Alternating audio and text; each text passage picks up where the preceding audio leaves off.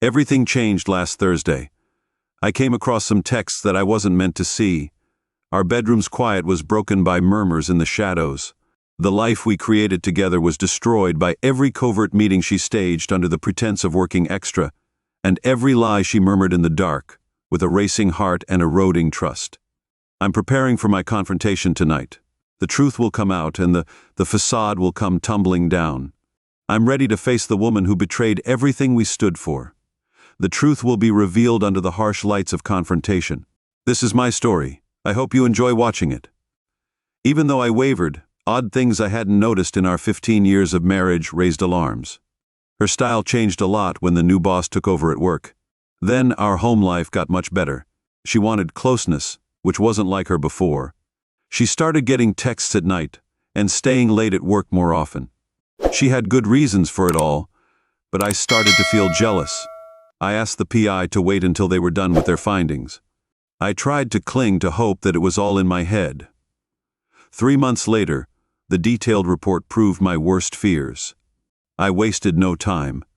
I told Grant, my lawyer, to set up the divorce papers. On Wednesday, she was in the dark about my plan to catch her and him on Thursday night. I was going to surprise the couple who'd been unfaithful. How audacious of her, of all people. Polly knows me better than anyone. She knows my inner self as well as my willpower. She's seen me make money, climb the ladder, and beat the competition. I now own a big chunk of a major trucking company, and I'm doing well. I'm liked by union men and drivers alike. I treat them well and have given Polly the best. I treat her like a queen. She probably tells her friends and family this. Yet, for all her love, she risked it all for a brief fling. This question haunts me even with time running out. Why would she ruin everything we had? This is the question that torments me the most. Polly's actions puzzled me. Given her role as a loving mom and wife, she managed our home and worked full-time as an executive assistant at a nearby tech firm. She seemed to have everything under control. In my wildest dreams, I'd never think she would stray. I'm Henry Cooper, Polly's husband of 15 years and dad to our 2 girls who adore me. I fit the role of a strong man, always firm, but seeing my wife as the jewel she is, I've got my dad's large bill. I'm 6 feet 6 inches and weigh 265 lb of muscle. I am a gentle giant. Until now, Polly has seen my protective side a few times when we were out. Men couldn't keep their eyes off her long legs and slim waist. Polly is aware of my extreme measures to keep her safe, but I do not tolerate disrespect. Her affair raises a lot of questions for me. Why jeopardize all we've accomplished, knowing my intense love and commitment to her? It's a mystery that terrifies me. Thursday was date night with I got my man's help. I arrived early and made sure we were out of sight. I explained everything to the hostess. I made sure we'd be far from prying eyes. My clever wife thought I was out of town. She was unaware of the trap I'd set. The audio clip showed her eagerness to meet her boss on Thursday night. I was furious. I heard him plan the night. He was clueless about the storm he would face. I watched. Polly's messages were all over the place, and it made me even angrier when he asked to pick her up from our house. My plan was to confront them, cause a scene, and serve them with divorce papers. I was really angry, and I felt like I couldn't feel sorry for them. But deep down, I knew Polly loved me and our kids. Still, I wanted revenge. Some people say you should forgive and forget, but I couldn't do that. After years together and the little affair, I couldn't let another man win her heart. I still loved her, but her betrayal had stained our bond. I waited for the right time to act. Thursday night came, and I got ready to strike. I left my car, walked into the restaurant, and smiled at the hostess. I tried to stay calm. I looked around and saw. As I watched them, I felt my heart ache with betrayal and rage. Polly was wearing a stunning dress that she never wore for me. I was filled with anger. I knew I had to get to the truth. I took a deep breath and moved closer to them, unnoticed. Polly and her boss were lost in each other, unaware of the storm I was about to unleash. I closed in on them with precise steps, my resolve hardening with every step. I sat at their table. I was able to pull a chair from another table without being noticed. Polly's face showed shock and guilt. I spoke to her, trying to sound cheerful and acting like I didn't know what was going on. Polly was struggling to stay calm. She introduced me to her date, which only made me angrier. As our showdown began, Polly was slick and quick. I had to give her that. Right then my drink arrived. I ignored Pie's lies. I raised my glass and said, "Let's toast," with a smile. I was shifting my attention from Polly's tricks. "Here's to an interesting night and a new chapter," I said. I turned to her boss, Jasper. I kept acting like I didn't know Polly's game. "Jasper, do you know the secret to Polly and my 15 years of a great marriage? It's based on trust and the truth." I asked, "Jasper, are you married?" I was anticipating his response from the report he'd done. Jasper replied that he was happily married for 20 years with 4 children. I turned back to Polly and said, "Great to hear. Do you think you agree?" Polly replied, "Yes, darling. Trust and honesty are key in our marriage." I continued, "You see, Jasper, our marriage thrives on trust. As long as Polly is true to me, I have her full support." Each word was like tightening the noose, ready to expose their affair. "So, how long have you two been dating?" I asked with a grin, waiting for their reaction. Polly's mood flared as she tried to stay calm. She glared at me and said, "Honey, this is just a work meeting. Please don't make a scene and embarrass me in front of my boss. You know me better than that." Her date chimed in, backing her up. "Henry, this is only work," he said. I said in a calm voice, "I need to talk to Polly about some changes. I'm sorry if this looks bad, but I'm trying to keep it all business-related." I feigned hurt and said sorry for the mix-up. I mumbled, acting meek, "So this is just a work dinner. No love stuff." "That's right, Henry," Polly said, forcing a smile. "Just work, nothing more. Quit acting like a kid." I bowed my head and played along, saying sorry quietly, trying to hide my anger. "Seeing you in that beautiful dress with this smooth-talking guy, I can see why I might feel a bit iffy." I murmured, "Jasper," trying to calm things down. "If my wife were in your place, I'd feel the same."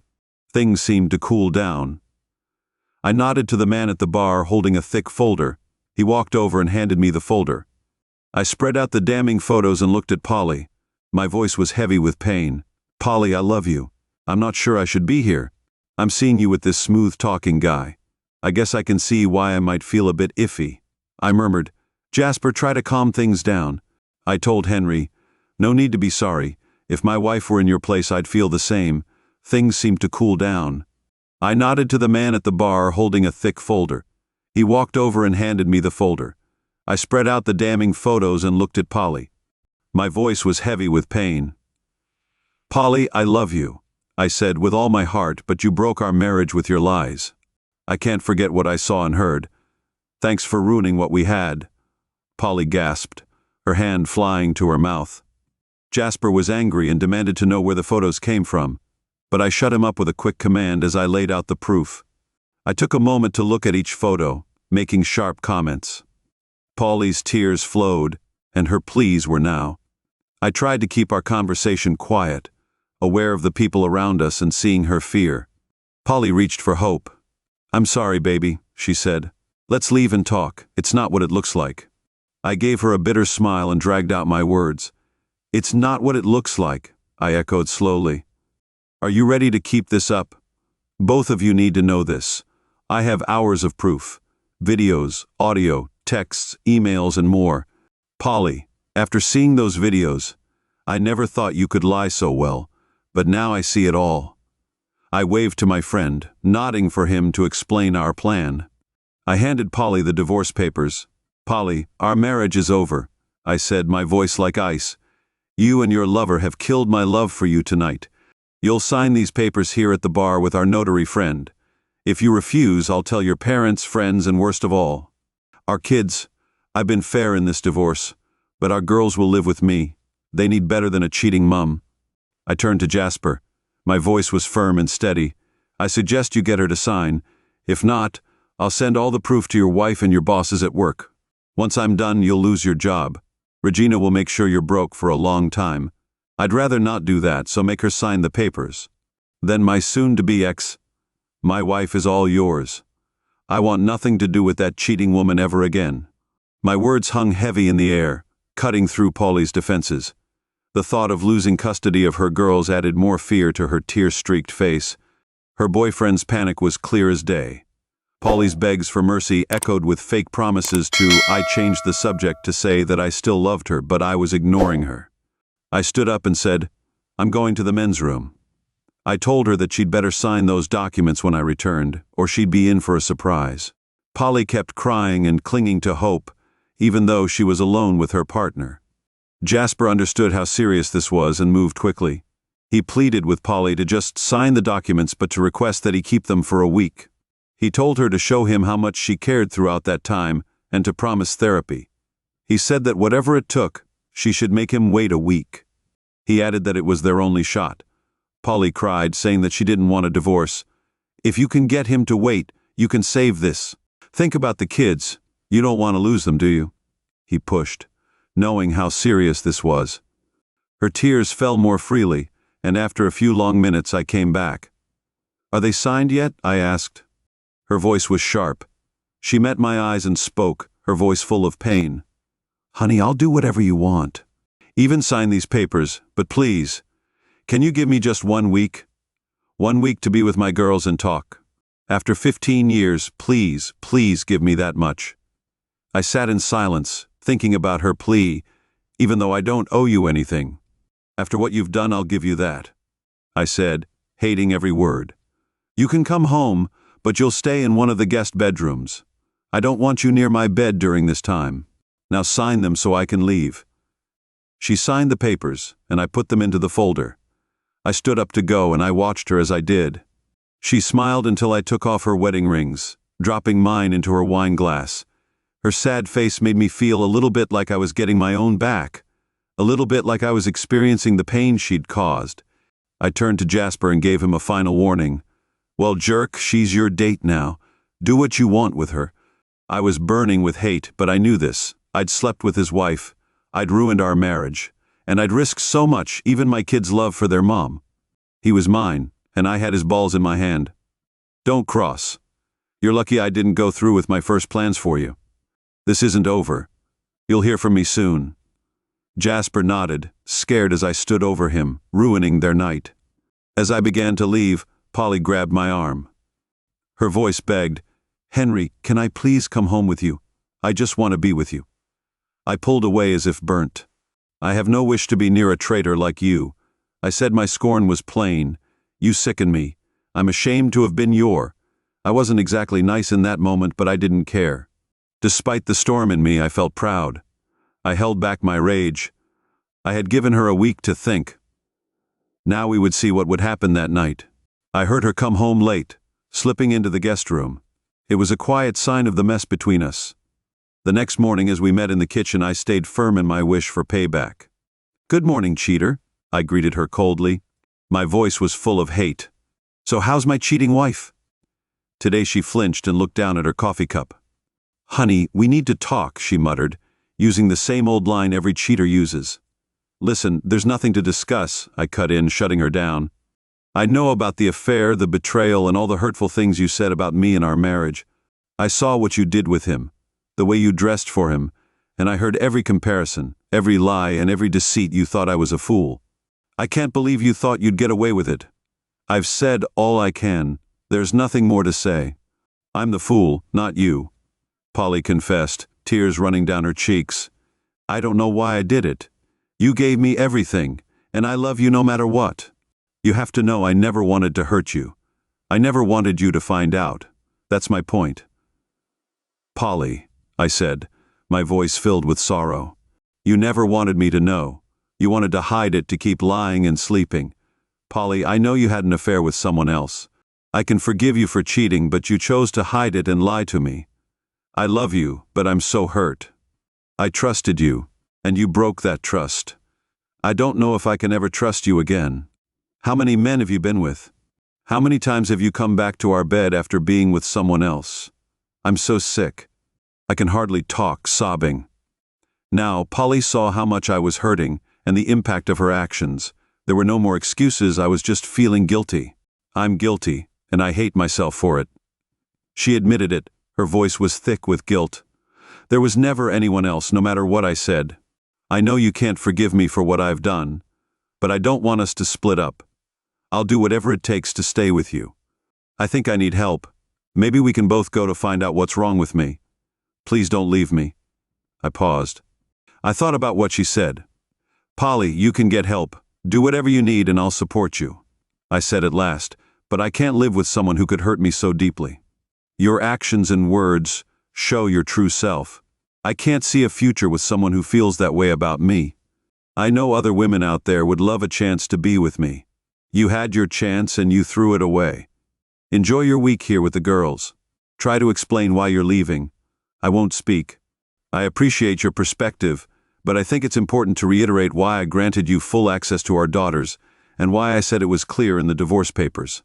I'm happy to continue treating you well and helping you stay close to our daughters, but I do have 2 questions for you before you answer. First, I'd like to understand why you risked everything for this. Secondly, I wanted to ask you why you decided to set up that lunch with Jasper on Wednesday. I told him it was important and that I needed to speak to him. I told him how your actions had hurt my marriage and hinted at what might come next. You're going to pay for Pi's rent and car payments for the next 3 years. I said this was your punishment, Jasper. You got off lightly even though you hurt me. I still care for my cheating wife and want her to be fine. You played a part in this. This is your fault, so do what I ask. This deal will help Polly get back on track when I kick her out. If you don't, I'll make sure you lose your job and that Regina finds out about your affair. Think of it as a lifeline. This is the price for seducing a married woman. You need to learn that actions have costs. Why not chase single women instead of breaking up homes? That was a coward's move, Jasper. Epilogue, I'm mad and hurt, but I made sure to treat Polly well. She can see the kids and we stay polite, but she never got my trust or respect back. Every month, Jasper paid up. He knew what would happen if he didn't act right. Polly had a hard time answering my questions. She apologized for what she did and said it wasn't worth it, but she couldn't explain why. She's living alone now, with no love or boyfriend. She's paying for her choices. I could have hurt her more, but even after counseling, Polly still couldn't explain her actions. She said that she didn't know why it happened, and that it wasn't about me or our marriage. She said that she loved me and was happy with our life, but that it was new and exciting. She said that she messed up and that she couldn't hold back her anger. She asked me why I was so angry and said that she didn't understand why I was so upset. She said that she had done things with him that she would never do with me because she was happy. I think it's important to say that you betrayed our trust by constantly making fun of him. You say you love me, but I don't think you'll ever be able to speak the truth. I know it's hard, but I think you owe us this much. I doubt I'll ever be able to trust or love another woman after these 2 unfaithful couples. But I have to accept that it's a sad fact.